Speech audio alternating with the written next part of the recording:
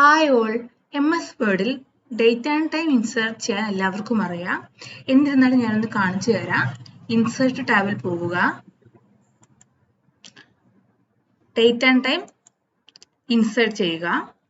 ഇതിൽ പല ഫോർമാറ്റിലുള്ള date and time ഉണ്ട്. നമുക്ക് വേണ്ട ഫോർമാറ്റ് അപ്ലൈ ചെയ്യാം.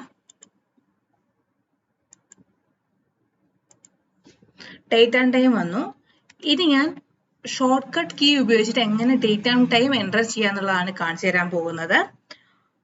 ഡേറ്റ് ആഡ് ചെയ്യാൻ ഓൾട്ട് ഷിഫ്റ്റ് അമർത്തി പിടിച്ച് ഡി എൻ്റർ ചെയ്യുക. ഡേറ്റ് വന്നു. ഇനി ടൈം ആഡ് ചെയ്യാനുള്ള ഷോർട്ട് കട്ട് കീ ആണ് കാണിച്ചു തരാൻ പോണത്. Alt shift plus D.